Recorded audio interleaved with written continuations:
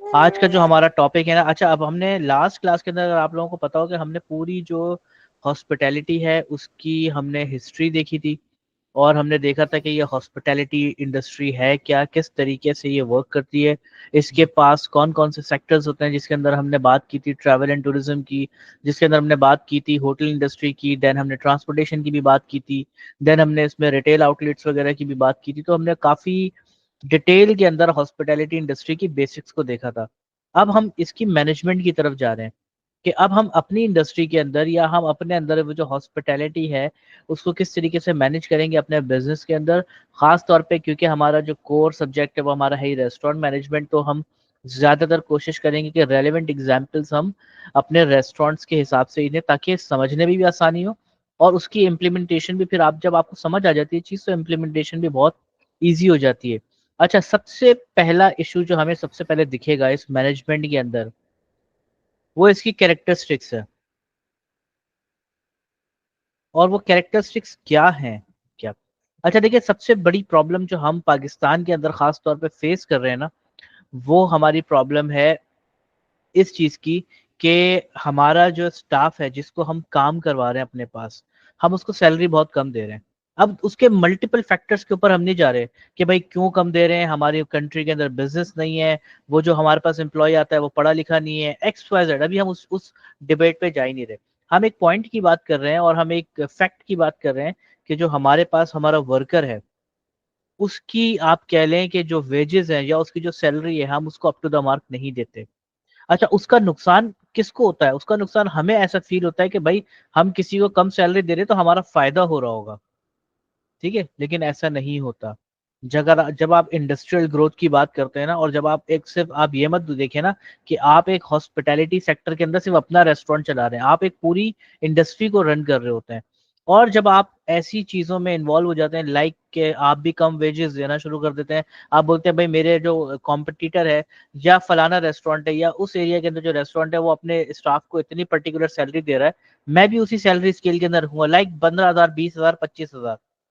आप सोचें, एक लड़का उसकी एवरेज जो सैलरी है पाकिस्तान के अंदर रेस्टोरेंट के अंदर खास तौर पे वो है 20,000, मैक्सिमम 25,000। इससे ज्यादा कोई इस 25,000 तो हम थोड़े एक्सपीरियंस वाले को देते हैं, वरना हम 20, 21,000, 22,000 रुपए एक नॉर्मल बंदे को सैलरी देते हैं जिसने ये इंडस्ट्री ज्वाइन की होती है। अच्छा, अब यहाँ पे एक चीज देखें, एक लड़के की सैलरी है 22,000। ऑब्वियसली वो अपने घर से आएगा, आपके रेस्टोरेंट पहुंचेगा, उसको कम्यूट के लिए कुछ ना कुछ अमाउंट चाहिए होगा। लाइक अगर आप मंथली बेसिस के ऊपर बात करें तो एटलीस्ट 6 से 7 हज़ार रुपये उसका मिनिमम, मैं मिनिमम की बात कर रहा हूँ, 6 से 7 हज़ार रुपये उसका पेट्रोल में निकल जाएगा। ठीक है, देन उसके पास बचेंगे 14-15 हज़ार। उस 14-15 हज़ार के अंदर वो कम से कम अपने ऊपर जो, क्योंकि वो अगर एक रेस्टोरेंट इंडस्ट्री के अंदर जा रहा है तो उसको प्रॉपर खत रखनी पड़ेगी, उसको हेयर कटिंग प्रॉपर करवानी पड़ेगी, उसको अपने कपड़े धुलवाने पड़ेंगे, ड्राई क्लीन करवाने पड़ेंगे, और खुद कर रहा है तो कम से कम सर्फ वगैरह भी तो लगेगा ना। तो एटलीस्ट हाइजीन फैक्टर के ऊपर हम ये बेनिफिट ऑफ डाउट देते हुए हम बोलेंगे 3,000, 3,500 मंथली वो अपनी हाइजीन के ऊपर लगाएगा ऑब्वियसली। तो उसके पास बचे पीछे कितने, 10,000 रुपए। मुझे बताओ उस 10,000 रुपए के अंदर उसको अपने घर का रेंट देना है, उसको बिजली का बिल भरना है, उसको बच्चों की फीस देनी है, और X Y Z multiple factors है, आपका राशन आ गया, आपका मेडिकल आ गया। आपको लगता है कि मैनेज हो सकता है इस अमाउंट में? It's impossible. No sir. Impossible.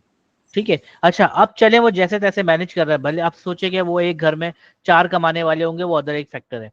लेकिन अब जो हम अब मैं बात जो डिस्कस करने जा रहा हूँ आपको समझ आएगा मैं ये पूरी ये स्टोरी क्यों सुनाई। अब आपके रेस्टोरेंट के अंदर वो काम कर रहा है, ठीक है।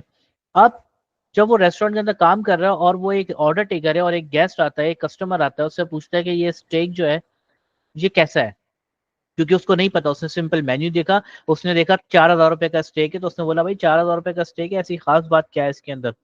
अब वो आंसर क्या देगा, ये बताया मुझे। सो वो उस ऑब्वियसली अगर देखा जाए तो वो ये कहेगा बहुत अच्छा है, लेकिन उसने टेस्ट नहीं करा हो, क्योंकि जब उसको 10,000 ही बचे तो अगर वो खुद टेस्ट करने बैठेगा तो मतलब 4,000 का स्टेक खा लेता है खुद टेस्ट करने के लिए, तो इस तरह से सब सब मेन्यू की सब चीजें खाएगा तो उसकी तो आधी मतलब पूरे साल की सैलरी इसी तरह खत्म हो जाएगी, if I am not wrong. Exactly exactly, तो अब मुझे बताएं कि उसको आंसर क्या करेगा। सर उनको यही कहेगा कि इट्स वेरी गुड। भाई स्पेसिफिकली भी तो बताना होता है ना हमें कि ये स्पाइसी है, नॉन स्पाइसी है, इसका टेस्ट कैसा है, और XYZ 10,000 इसके अंदर इंग्रेडिएंट्स हैं, तो वो इंग्रेडिएंट्स कौन से हैं, कैसा टेस्ट करता है, ये टेक्सचर कैसा होता है इसका। अच्छा, अब होता क्या है कि वो उसको जो शेफ बता देता है ना, या जो रेस्टोरेंट मैनेजर है या जो सुपरवाइजर है, वो बता देगा भाई ये हमारा टेरेगॉन स्टेक है, ये नॉन स्पाइसी होता है, इसके साथ हम मैश पोटैटो या राइस की सर्विंग दे देते हैं, और समटाइम्स जो अगर कोई हमारा गेस्ट इसके साथ वेजिटेबल बोलता है तो हम वेजिटेबल भी दे देते हैं। उसको बस यही पता है। अच्छा, अब उसको ये पता है कि ये नॉन स्पाइसी है, ठीक है, क्योंकि उसको तो बताया ही गया है। अब वो जितनी बार उसको बोल दे कि भाई जो भी बहस कर ले XYZ, क्या वो मान पाएगा, या गेस्ट जो है वो, सॉरी, जो आपका जो स्टाफ है वो मान पाएगा उस चीज को, अनलेस वो टेस्ट ना करे। अनलेस वो टेस्ट क्योंकि एग्जैक्टली। उसको तो एक चीज बता दी गई कि भाई ये स्पाइसी है, आपके पास जो भी आएगा आपने बोलना है स्पाइसी। तो क्या वो right level of service provide कर पाएगा? कभी भी नहीं कर पाएगा, क्योंकि उसने उस चीज को फर्स्ट एक्सपीरियंस किया ही नहीं है। जब हम फर्स्ट हैंड एक्सपीरियंस करते हैं तो हमें चीजों के बारे में पता चलता है, हम अपना एक फीडबैक देने के काबिल हो जाते हैं, तो उसको अच्छे तरीके से गाइड कर पाएगा, क्योंकि उसको पता है भाई ये जो प्रोडक्ट मैं सेल आउट कर रहा हूँ इसका टेस्ट तो यही है, हमारी रेसिपी ही यही है। देन वो मल्टीपल अदर फैक्टर्स को इंक्लूड करके उसको टेस्ट डिफर बता सकता है, वो उसको और फ्लेवर एड ऑन करवा सकता है, वो उसको मल्टीपल चीजों के बारे में सजेशन दे सकता है। लेकिन अगर उसने खाया ही नहीं है और मैंने उसको खिलाया ही नहीं है और मैं उसको यही बोल रहा हूँ कि भाई ये जो आइसक्रीम है ये स्पाइसी है, तो वो तो स्पाइसी करके ही बेचेगा। तो हमारे पास मसला ये होता है, वो बेचारा 10,000 रुपये उसकी सैलरी बच रही है, तो उस 10,000 रुपये के अंदर क्या वो आइसक्रीम खाने के काबिल होगा? 100-150 रुपए की भी अगर आइसक्रीम है तो इम्पॉसिबल। अब as a business man, as a business owner, या एज अ रेस्टोरेंट मैनेजर, या एज अ इंडस्ट्री, आपकी जिम्मेदारी, आपकी ये जिम्मेदारी बनती है कि आप अपने स्टाफ को वो जो सर्विसेज वो बेच रहा है, वो जो सर्विसेज दे रहा है, उसको इम्प्रूव करने के लिए उसको फर्स्ट हैंड एक्सपीरियंस करवाएं। और वो फर्स्ट हैंड एक्सपीरियंस ऐसे ही होगा कि आप उसको खिलाएं वो प्रोडक्ट। अब आप बोलते हैं कि भाई मैं अपने एम्प्लॉय के ऊपर ये फजूल की आइसक्रीम इसको खिला के जाया क्यों करूं वो आइसक्रीम? क्योंकि आप लोग हमेशा, क्योंकि हम लोग एज ए नेशन हम लोग इसी तरीके से है ना, एज एज अ इंडस्ट्रियलिस्ट या एज अ ओनर या एज अ मैनेजर, हम लोग हमेशा ये समझते हैं कि भाई इसका क्या काम ये आइसक्रीम खा के, ये इसके लिए थोड़ी बनाई गई है।